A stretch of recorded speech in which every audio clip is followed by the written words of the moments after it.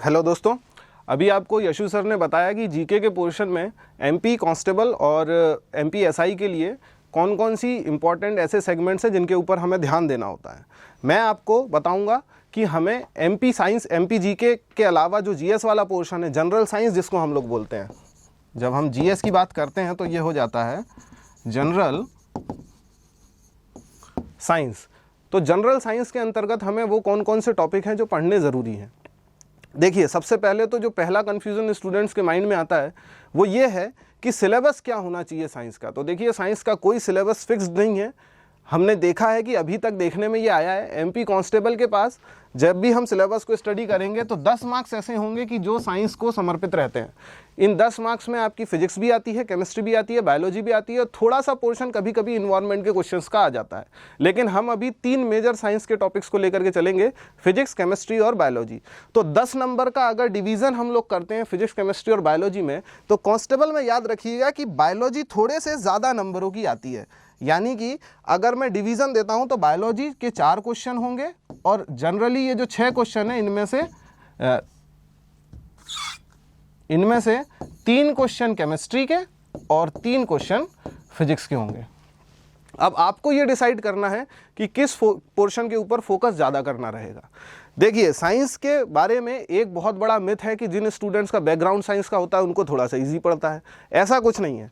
जब भी आप किसी भी कॉम्पिटिटिव एग्जाम के लिए साइंस पढ़ने जाते हो तो वो मेनली 9th और 10th तक के लेवल की होती है। और मेरे हिसाब से सारे स्टूडेंट्स ने 9th और 10th तक साइंस ज़रूर पढ़ी है। 11th 12th के बाद अलग ज़रूर सेगमेंटेशन होता है, लेकिन 10वीं तक हम सभी ने साइंस पढ़ी है।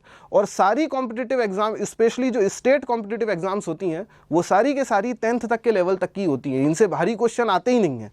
तो आपको ये ध्यान देना है कि जो 10th तक की साइंस है उसमें हम कौन सा सेगमेंट ज़्यादा गौर से पढ़ें। अब एक तो होता है कि हमारे कॉन्सेप्ट, हमारा सिलेबस, जिसमें हम लोग टॉपिक वाइज चैप्टर को चैप्टर के हिसाब से पढ़ते चले जाते हैं। दूसरा होता है एग्जाम के दृष्टिकोण से की जाने वाली पढ़ाई।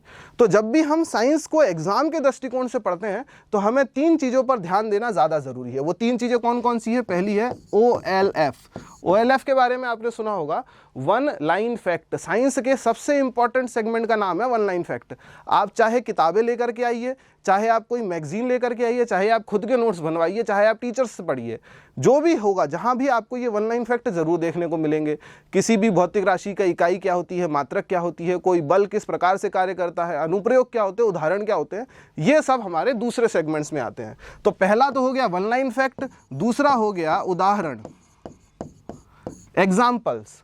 साइंस के अंतर्गत दिए जाने वाले एग्जाम्पल्स ही आगे चल के एग्जाम के क्वेश्चन बनते हैं। फॉर एग्जाम्पल मैं आपको बता देता हूं, मान लीजिए एक चलती हुई गाड़ी के टायर्स के ऊपर कौन सा बल गति का विरोध कर रहा है, तो इसका आंसर बनेगा फ्रिक्शन फोर्स। आपसे एग्जाम में फ्रिक्शन फोर्स की डेफिनेशन नहीं पूछी जाएगी, आपसे एग्जाम में फ्रिक्शन फोर्स का कोई एग्जाम्पल क्वेश्चन के तौर पर पूछा जाएगा।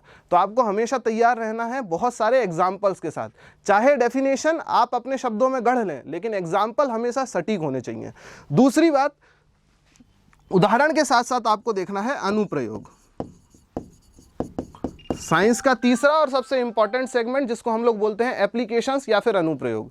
साइंस में पूछे जाने वाले सवाल केवल इन 3 पैटर्न पर ही बेस्ड होंगे। पहला वन लाइन फैक्ट, दूसरा अनुप्रयोग और तीसरा उदाहरण। अगर आपके ये तीनों कंप्लीट हैं तो आप बिल्कुल मत डरिए कि कॉम्पिटिटिव एग्जाम में ये साइंस का पोर्शन कैसे आप लोग कवर करेंगे। तो कांस्टेबल में आने वाली जो 10 नंबर की साइंस है वो बहुत ज़्यादा ईजी होती है। उन साइंस में मैक्सिमम पोर्शन अनुप्रयोग और उदाहरण का कवर किया जाता है। तो आपको ध्यान रखना है कि जो भी आप पढ़ रहे हैं, जहां से भी पढ़ रहे हैं, ऐसी किताबों को या ऐसी स्टडी मटेरियल का चुनाव कीजिए जहां पर बहुत सारे एप्लीकेशंस और उदाहरण आपको दिए जा चुके हैं। उसके बाद हम लोग आते हैं हमारे एमपीएसआई के साइंस के सिलेबस पर। एमपीएसआई में पूछी जाने वाली साइंस बहुत ज़्यादा वेरिएबल है, उतार चढ़ाव से भरी हुई है, हमेशा एक जैसी नहीं पूछी जाती। पूछे जाने वाली साइंस का सेगमेंट 12 से 15 तक का वेरिएशन रहता है। बहुत पहले की बात है, तब साइंस में काफ़ी ज़्यादा नंबरों के इंक्लूजन हुआ करता था एमपीएसआई के क्वेश्चंस में, लेकिन जब से ये ऑनलाइन एग्जाम चालू हुई है, ये जो सेगमेंटेशन है साइंस का थोड़ा सा घट गया है। लेकिन उसके बावजूद आप ये बात ध्यान रखिए कि साइंस के क्वेश्चंस में तुक्के नहीं चलेंगे। आपका कॉन्सेप्ट, आपके एग्जाम्पल्स एकदम सटीक होंगे तो ही आप उन क्वेश्चंस को अटेम्प्ट कर पाएंगे।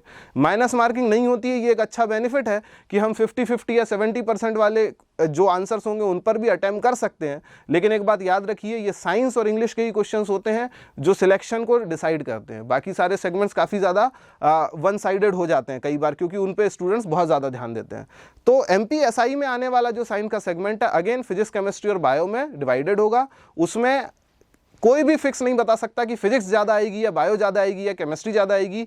ये कंप्लीटली हमारे एग्जाम के ऊपर, अनसर्टेनिटी के ऊपर डिपेंड करता है कि कोई सी चीज़ कितनी आ रही है। आपको ये ध्यान रखना है कि जो भी आप पढ़ रहे हैं, पढ़ने वाले जितना भी सेगमेंट आप साइंस का उठाते हैं या देख रहे हैं, जहाँ से भी पढ़ रहे हैं, इन 3 चीज़ों पर ध्यान दीजिए, उदाहरण, अनुप्रयोग और वन लाइन फैक्ट। जितने ज़्यादा उदाहरण, वन लाइन फैक्ट और एप्लीकेशंस आपको पता होंगी साइंस के सारे की सारे सेगमेंट्स की, आप उतने अच्छे से एग्जाम्स के क्वेश्चंस को अटेम्प्ट कर पाएंगे, उतना आपको ईजी रहेगा एलिमिनेशन मेथड लगाने में, जो कि साइंस में बहुत ज़्यादा काम करती है।